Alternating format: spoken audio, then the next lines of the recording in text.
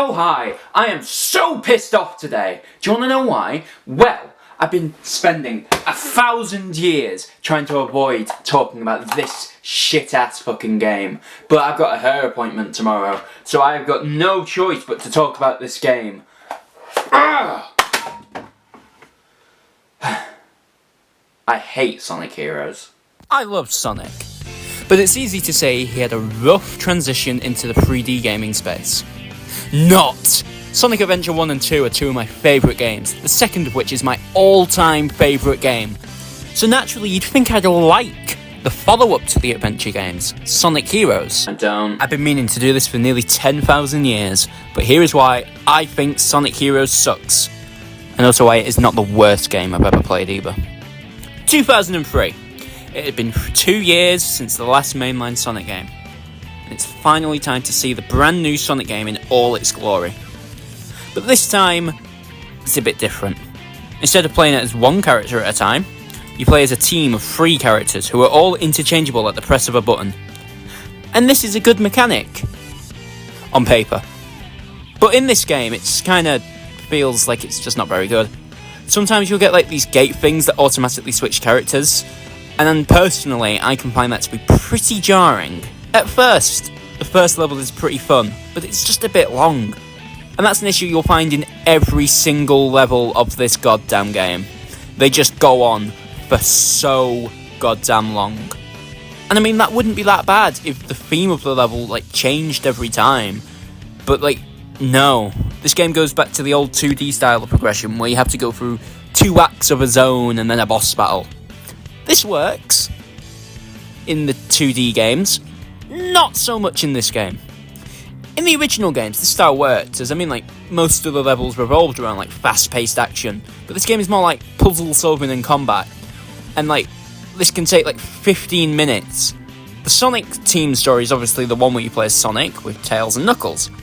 I suppose I better get into how the mechanics of the game work. For each team, you have 3 characters: a speed character, a flight character, and a power character, all represented by blue, orange, and red, respectively. Speed is mainly used for, speed. Flight is mainly used for flying over pits or bringing airborne characters down to the ground, and power is mainly used for fighting or breaking blocks. There's 4 teams in the game: Team Sonic, Team Dark, Team Rose, and Team Chaotix. Team Sonic is like the normal mode, Team Dark is like the hard mode, Team Rose is like the easy mode, and the Chaotix? I'll save them for later. This game is one of those games that had a different box art depending on the region of release. One for Japan, one for the US, and one for Europe. Looking at the American one, yeah, it's pretty cool. The cloud background is cool because it fits into the main theme of the game. The poses are cool, but something about Knuckles just feels like it was just like added into a pre-existing photo of Sonic and Tails. The logo is pretty cool, and I really like the texture on the text. The Japan box art's pretty cool because it features all of the characters, and Knuckles doesn't look like he's just been pasted in on Photoshop. And the Europe one is the one that I grew up with, and it's my least favourite of the 3. I mean, the clouds are still there, but then there's like that weird thing in the corner behind the 3 characters, and I don't know why it's there, to be honest. If I had to rank them, I'd say the Europe box art, then the American, and then the Japanese one. These campaigns are basically the same. And yes, in order to get into the true final ending of the game, you have to complete all 4 campaigns of a game that isn't that good and just drags on. In order to get the final story, you must collect the 7 Chaos Emeralds. How do you do that, you ask? Well, alright. Sit down and buckle up and I'll tell you how to get the 7 Chaos Emeralds in Sonic Heroes. So first, you must collect a key in a stage in a cage. And then for the rest of the extremely long stage, you have to get through the entire stage without getting hit once. And I don't mean you get hit and then you have to grab it before it despawns like rings. No. You cannot get hurt once. Otherwise you lose the key and then you can't go into the special stage. Once the special stage is actually there and you're in it, you actually now have to earn the emerald. Easy enough to do. It's just the half pipe from Sonic 2, you just have to collect rings and dodge some bombs. I don't really like the half pipe, but what can you do about it? So after being careful and not getting hit by bombs, you finally get some extra lives! Yeah, that's right, fuck you! I actually forgot to mention that you can only get Chaos Emeralds in even number stages. not odd-numbered stages. So that means even after all of that headache, you have to do it again, because you got into the special stage on level 1, not level 2, so you can't get a Chaos Emerald. Luckily, you only need to collect the emeralds in one story to access the final story. But this entire thing is just so stupid to me. Like, be honest, who thought this was a good idea at all? Like, they just had to add special stages into the game. Like, why couldn't they implement it how they did in the classic stages? Like, bring 50 rings to the end of the stage, to a checkpoint, or just find a warp point in the middle of the stage. It would have been so much more fun than what we ended up getting. Because this was just not it. The worst part is that each emerald was tied to a specific level, so you can't just grind on the easiest level. You actually have to play all of the other levels flawlessly.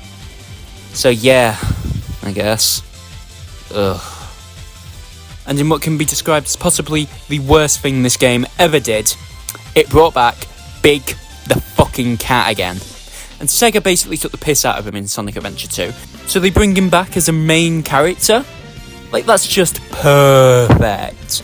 Just what I want. Heart Attack the cat talking to me in the game. Like, I don't give a fuck if you're looking for your frog. He keeps leaving you. Maybe you should let him go, if he's this hell-bent on escaping from you, for fuck's sake. I mean, do we really need you in this game, Big? Are you sure there's no one else Team Rose could have teamed up with? Like, Amy could have been the power character with her hammer or something like that. And I don't know, bring fucking Sally Acorn from the Sonic cartoons over to the games or something. Anything is better than... Froggy, is that you? So, you play Team Sonic campaign. And then you'll probably play the teams in order of what they are on the screen. So, Sonic, Dark, Rose, and then Chaotix. So after playing Sonic mode, you play the harder mode. And then you play the easy mode. If you play like a normal person, of course, and I don't see why they did it like that. I mean, yes, in theory you can play as Team Rose first, but no one was doing that when it first came out. And all these levels are basically the same among all of the teams. I mean, in Sonic Adventure 1, you did have to play through the same stages as multiple characters, but each character played differently. Like in Sonic stages, you'd run really fast, Knuckles would be about finding the emerald pieces, even if I hated that, and like Gamma would shoot things, and each character would have their own story and motivations to do the rest of the game. Hell, in Sonic Adventure 2, no stage is reused, every character has unique stages. I mean, sure, the stages would share similarities with like their counterpart stages, but it would be still different. And granted, the stages in Sonic Heroes have some differences depending on which team you pick, but at the end of the day, you're still playing the same boring long-ass levels, and let's not mention how poorly the characters control. I can't tell you how many times I've fallen off the platform because of the slippery controls, or how annoying it can be to try and platform at times.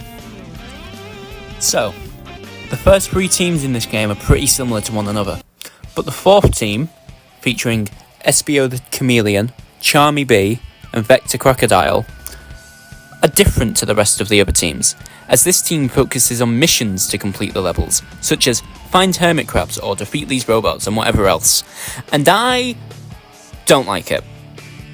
Simply put, I don't want to play a Sonic game where I have to be slow and do this for as much shit as I gave to Sonic Adventure 1 and 2 for the Knuckles stages.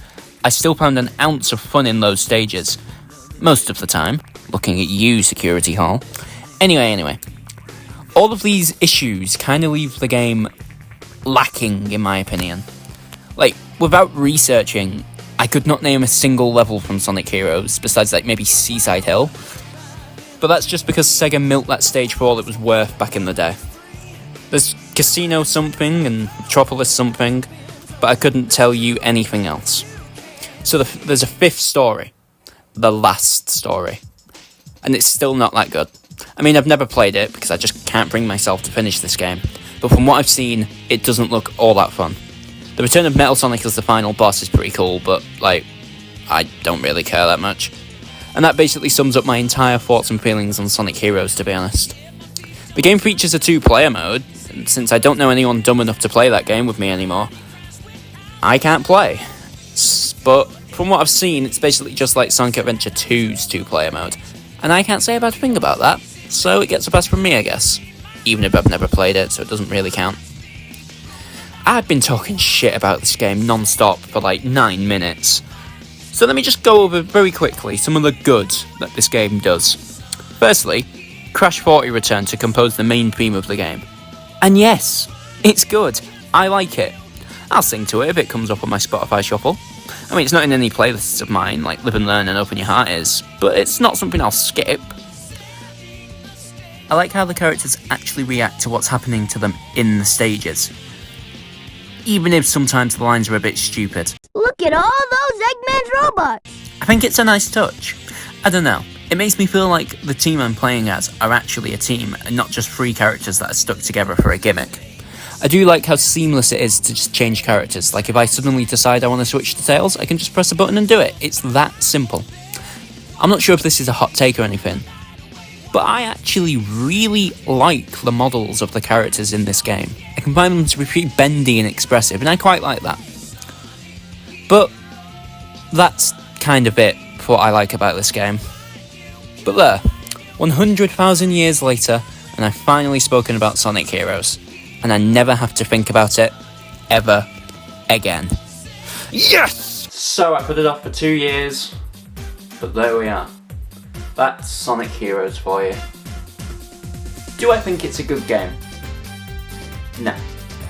Do I think it's a bad game? No. It's a flawed game. There's elements of a good game there, but I just can't see it. I have tried to enjoy this game, believe you me. I played it on PC, Xbox, PlayStation 2, GameCube. I've played it on everything, and I just don't like it. I have tried my best, but it's just not good. I cannot enjoy this game. I have tried my hardest, but I'll never like this game. And that's okay. It's good. You're not gonna like everything. I like Sonic Adventure, someone else likes Sonic Heroes. Big whoop. Now then, what's the next Sonic game I've got to talk about, eh? So what am I doing for the next million years? Absolutely nothing!